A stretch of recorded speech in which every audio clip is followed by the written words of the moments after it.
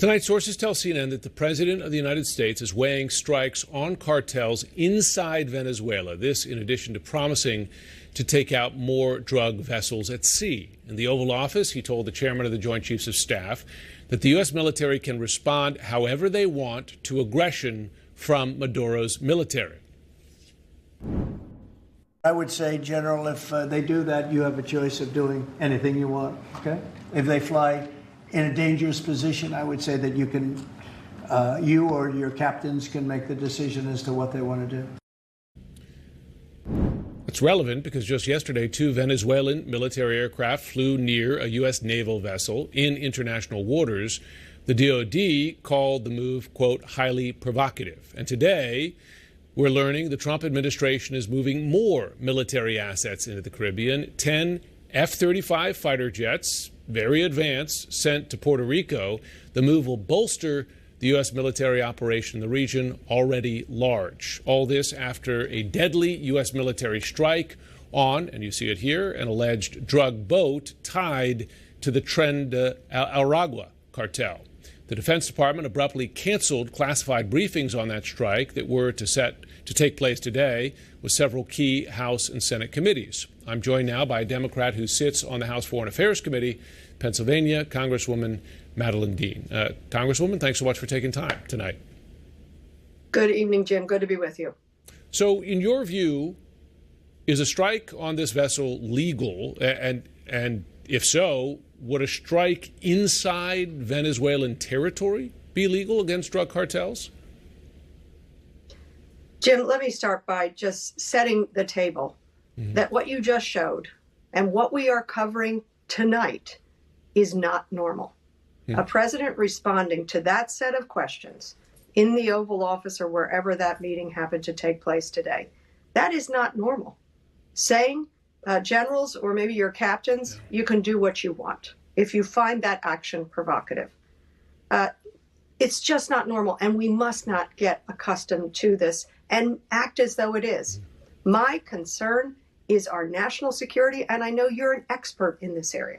I'm concerned for our national security. I am concerned for the security, the safety of our military men and women, and this buildup, the flotilla going into the Caribbean, the strike on the Venezuelan boat that Congress, that we know nothing about. We had no advance notice. There was no evidence provided. This is not normal. It is not constitutional. It is a president chaotically claiming power, eager to strike, to go to war, eager to rename the Department of Defense the Department of War. And it's not as though we're in the best hands with the Secretary of Defense, Mr. Hegseth. So I just want to start by saying this is not normal. And I want to also have some empathy for you, journalists. What we're talking about tonight, I spent my day in the district talking to people who are serving the hungry and are trying to come up with extra resources for hungry people in Montgomery County, Pennsylvania. 85,000 people a night struggle with hunger here in this relatively affluent place. I come home and this is what we're covering? Yeah. It's stunning. It is a chaotic, distracting administration, and I fear a deadly one. To your point, you're absolutely right that typically when military action takes place abroad, there is an obligation from the White House to keep relevant committees informed. When I heard the president give that leeway to military commanders, it struck me that the danger of escalation is real, right? Because I imagine you shoot down aircraft. Obviously, if they are threatening U.S. ships, that's a judgment that presidents have often given commanders the leeway to do so. But there's a risk of escalation because I imagine Venezuela would look at that as a act of war. Are you concerned that with all this military hardware off the coast there, that's where this could be headed? Of course, that is the great risk. And to go back to the original strike just this week on that Venezuelan ship, we had no notice. Allegedly, 11 people were killed. Allegedly, it was connected to drug cartels. And Jim, you know me. I have no sympathy for drug cartels. I am with the president when he wants to interdict drugs, but with no evidence and then no transparency after the fact. And then the canceled classified briefing for Senate leaders that took place today. Yeah. Everything that this administration does, they do in the dark. And that is very, very dangerous. To your point, it will be extraordinarily provocative if somehow a Venezuelan plane is shot down. It will be extraordinarily provocative. And Congress has the power. And the president cares nothing about the Constitution, or doesn't seem to understand it, frankly. Congress has the power to declare that kind of a military action. Traditionally, yes. Now, to your point, you've been very public about your struggle to save your own son from drug addiction. The argument that the administration is making, and I want to play a brief sound from the Deputy Chief of Staff, Stephen Miller, is that these are terrorists, in effect. And you hear this term narco-terrorist getting used quite regularly now. Have a listen to Stephen Miller, because I want to get your reaction on the other side. We used our military to engage in action against terrorists in the Middle East and in Africa, while leaving unharmed the terrorists in our own hemisphere who are responsible for so much more American deaths, so many more American deaths, who have spilled so much blood across the Western Hemisphere. The Trump administration is categorizing these cartels as foreign terrorist organizations. Do you believe he has that authority, and do you believe there's cause to do so? Well, Stephen Miller was elected representative of nothing. And for him to declare that this is a terrorist group, there are reasons and evidence to declare a terrorist group.